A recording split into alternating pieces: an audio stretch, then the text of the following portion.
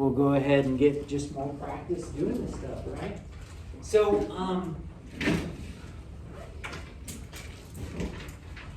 what does it ask us to do? Yeah, graph g of x equals x squared minus 4 compared to the parent graph. I mean, don't we already know what's going to happen? How's this going to compare to the parent graph? Just It's going to be 4 down. Be 4 down. Ugh. Do we really need to do this? I don't know.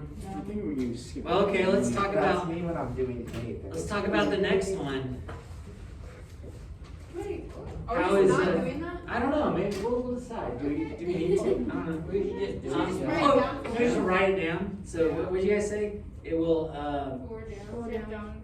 move 4 down. What will be the same about it as the parent graph? It's like the Same domain, same range, or no, different range, same domain. Oh, okay. and So Same, they'll both open up, right? yeah, at the same rate. Open up. Oh, okay. Yeah, and it's not the stretch or shrink. It's going to be the same shape, isn't it? Same shape. Yep. Opens up. Same y-intercept. Or no, same axis of symmetry, right? Yeah. Yeah. So a lot of stuff the same. But there are some differences. So because it's down, yeah, domain is still going to be all real numbers, but range is going to be a little bit different. I think we will go ahead and graph this, but let's hypothesize. What would the range be? Y is greater than 4. Y is Negative 4. Oh, negative 4? Okay. Wait. So it's opening up still. So I agree with the greater than or equal to, right? Because it's opening up. But where is it now? Where's the bottom? It's no longer at 0. It's where? Negative 4. Yeah, so I think it's going to be y is greater than or equal to negative 4. Well, okay, yeah, we'll just do this real quick. To graph this, you could still do a table of values, -2, -1, 0, 1, and 2. And to get these, you're just plugging them in, aren't you? So the -2, it gets squared, and then you subtract 4, right? So I guess I'll write it out. -2 squared minus 4. And you don't have to grab a calculator because what's -2 squared? 4. What's 4 minus 4? 0. It's 0. And then -1 squared minus 4. So that'd be 1. And then -3. Yeah. 0 squared minus 4. 4. 1 squared minus 4. -3. And 2 squared minus 4? 0. So let's plot those points. So we've got -2, 0. -1 down 3. 0 down -4. And that's the vertex, isn't it? So isn't the rest of it just going to be a reflection across? Yeah. So I'm just going to cheat a little bit. Just reflect it across. And so just for frame of reference, the original graph, we're just going to just rough estimate. The original graph is like right there. And this is definitely moved down, isn't it? And remember when you graph these, it doesn't come to a perfect point, does it? It actually kind of rounds off a little bit. Okay, so now that we've got a good graph here, we can also, I suppose, talk about the vertex. Vertex is where now? 0, -4. Axis of symmetry still at x equals 0. And yeah, was our domain and range good? Yeah. Yep. Sweet. Okay, so what all do we suppose is going to happen compared to the parent graph with this one? Okay, vertical stretch, right? Vertical stretch by a factor of what? 2. Factor of 2. Agreed. What else? Translate up by 4. Up by 4. Is that what you're gonna say? Yep. Translated or moved. Translated up 4. Sweet. Now, to graph it, you can also use the table of values. I mean, honestly, what you could do is, if you had the original graph, wouldn't you just slide each point? Well, no, it'd be more involved with that, wouldn't it? Because if we have the original graph, let's just sketch roughly what it looks like. It looks something like this. This graph is going to be it's going to be narrower, isn't it? It's going to be narrower and moved up 4. So I can't really just take this graph and like manipulate it very easily. So yeah, let's go ahead and do a table of values. -2, -1, 0, 1, and 2. You can grab a calculator, but I don't think you really need to. Remember to do order of operations, square first. You get 4 times 2 is 8. 8 plus 4 is 12. Square the -1, you get 1 times 2 is 2. 2 plus 4 is 6. Zero's the best one. Doesn't it wipe out everything except for 4? And anybody want to predict what this is going to be? Could it be 6 and 12? I think you might be onto something there. This one's 6, and this one is plus 4. 8 plus 4. Oh yeah, it's 12. Okay. All right, let's plot these things. -2, 12. Does this go up to 12? The very top line is 12. Yeah. So Nice. top one. -1 up 6. 0 up 4. Okay. And then again, aren't they just going to reflect over? Yeah. Notice since we're 2 away, we'll just reflect 2 to the other side. And yeah, can you guys tell that this is a little skinnier? Yeah, that's that vertical stretch going on. And it most definitely moved up 4, didn't it? Sweet.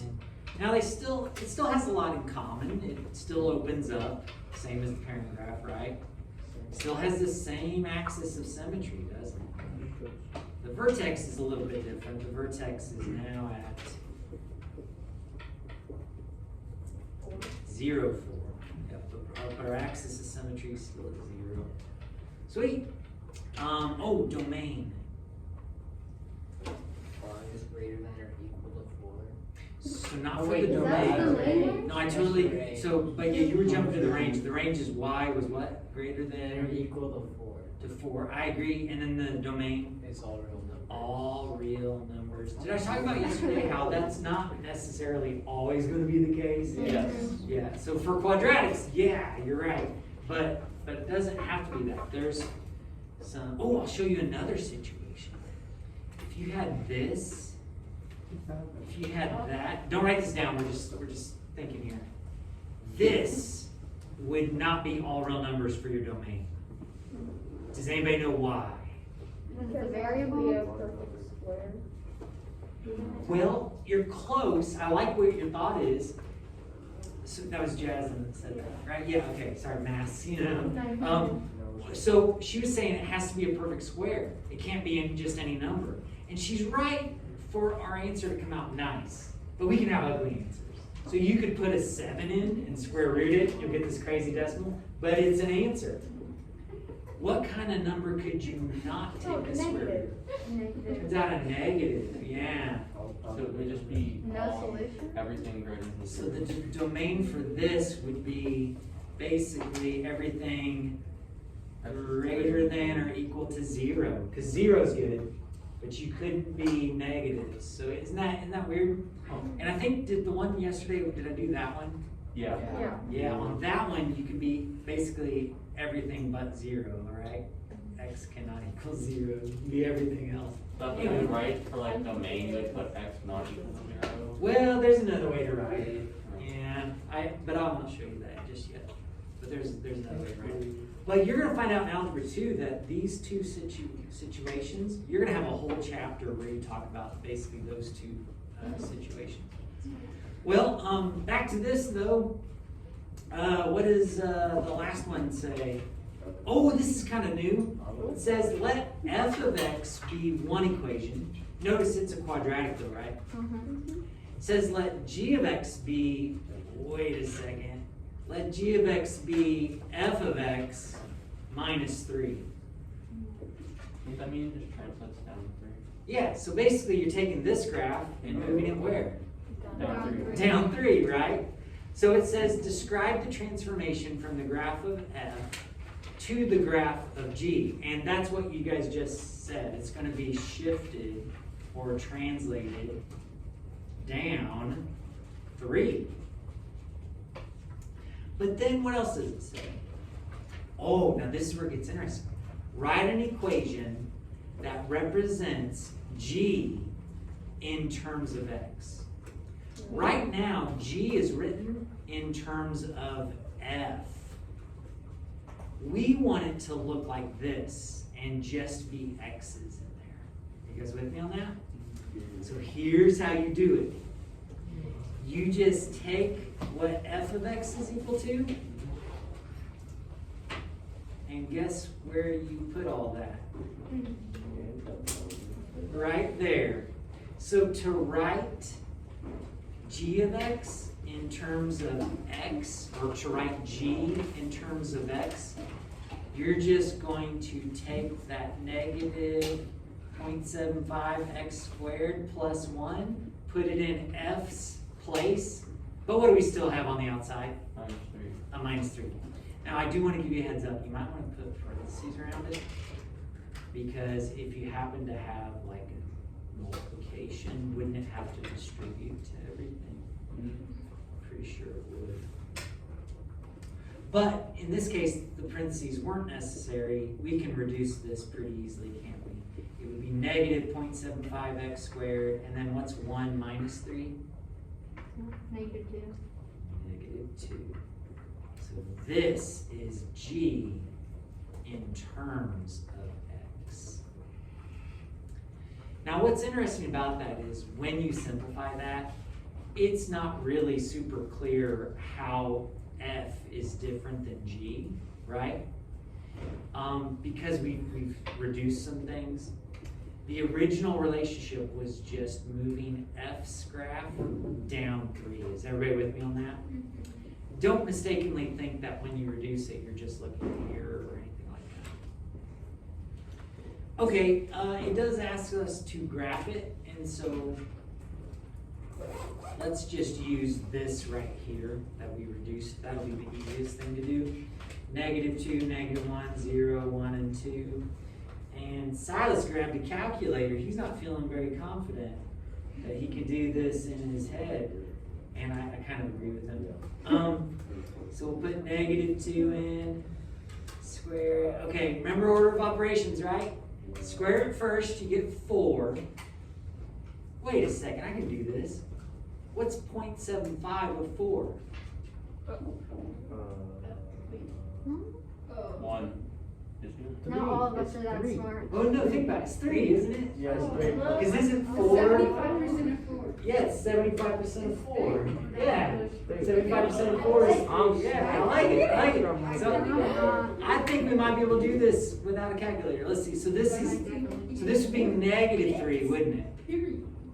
A minus 2 is negative 5. Okay, let me try another one. By the way, I have nothing against calculators. I just think it's kind of fun when you realize you can do it without a calculator. All right, negative 1 squared is what? 2. No, 1. it's 1. Wow, I'm Point, so 0.75 of 1 is 0.75, isn't it? What's negative 0.75 minus 2? Negative 2.75. Negative 2.75. Look at us. calculator is necessary. There's 0. Hey, what's 0 squared? 0. What's 0 times anything? 0. What are we left with? Minus 2. -2. That one's easy. And then we put in this stuff. Oh yeah, same deal, isn't it? Same deal. And we put in this stuff. It's gonna be the same deal as before, isn't it? 4, that makes -3, yeah, -5. All right, let's graph this, see what it looks like. -2, -5.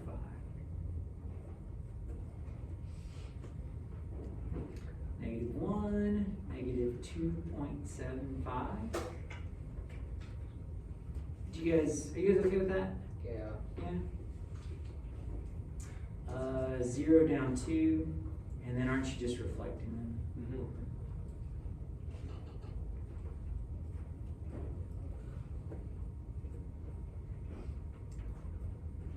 And there we have it. All right, and just for kicks, what was the vertex now? 0, -2. 0, -2. Axis of symmetry still at 0, right? X equals 0. And oh, domain, might as well, right? All real numbers. Yeah. And what about the range? Less than equal to -2. Oh yeah, y is less than or Because equal it's to a negative. Because it's going downhill, isn't it? It's going down. Just a heads up. A parabola going downward like this has a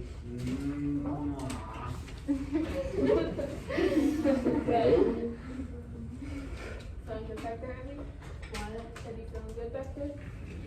Okay, so Okay, when I first looked at my bag, fish and like the bag. oh yeah, doing fish. Oh, yeah. Well, maybe a beta. That fish would be dead. You just like shook it. I get it. Ladies and gentlemen, it turns out that parabolas that open down are said to have a maximum value. Because this is kind of like a mountain, isn't it? Mm-hmm. It's a mountain that's forever tall, in a sense. Well, no, I shouldn't say that. These arrows go down forever, don't they? But do you see how you can actually point to the top of this? Yeah. Can you point to the top of these? No. No. So this is said to have a maximum value, and the maximum value would be -2. And that's the How would we write that? What's that? Is it pretty much your vertex? Oh yeah, totally. Oh, so we wouldn't have to write like a Yeah. certain thing. So on this one, because it opens up, you would say it has not a maximum, but a minimum value. It's kind of like a valley, isn't it? Yeah. And guess where the minimum value is? 4. It's at 4. Minimum value is at 4. So that there's stuff. All right. Let's flip it over. See what else is. I don't think there is. It's like a sentence. that. What? Oh, okay. You can use graphs to find zeros of functions. But not always very accurate. It's not always very accurate. So let's revisit that. Okay, let's flip this back over. When you're finding the zeros of the function, we've learned that what you do is you put 0 out here and solve for x. And we've learned to put 0 here and factor, right? And get our answers. But you can look at your graph. Where does the graph cross the x-axis? That's your zeros. And in this case, our zeros are at what? 2 and -2. Isn't that kind of cool? But take a look at this graph. Are there any zeros? There are not. There's no zeros there. And it turns out the zeros are imaginary. Can you believe that? Imaginary zeros. Anyway.